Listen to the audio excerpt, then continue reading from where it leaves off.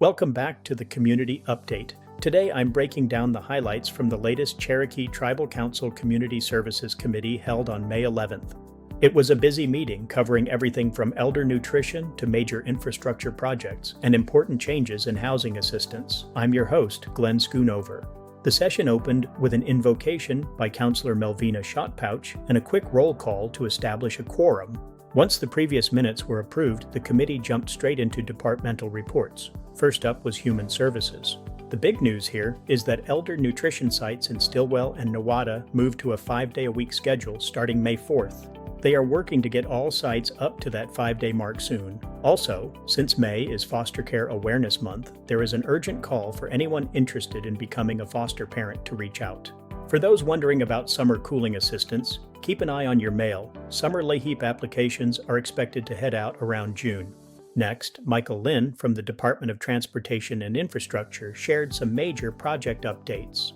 If you're in Adair County, utility work is underway on Chewy North River Road and Lion Switch Road. In Delaware County, construction on Summerfield Hollow was scheduled to begin on May 18th. There's also progress right here in Cherokee County. Phase 1 of the pedestrian pathway along US 62 is wrapping up. Phase 2 will be following shortly. A quick update for our veterans. There was a discussion about Purple Heart signs. While many major highways already have these signs, the department is working to avoid duplication. We are still honoring the requests of veterans who want to see Purple Heart Nation or similar designations recognized. The longest discussion of the day came from Director Enlow in Housing. He clarified confusion regarding the Homeowner Assistance Fund. This program, which helped with foreclosure and eviction avoidance using COVID-19 relief funds, is set to sunset on September 30th. Since 2022, this program has assisted over 2,400 households and processed over $20 million in payments. While that specific fund is ending, Director Enlow stressed that housing rehabs are still continuing through other funding sources.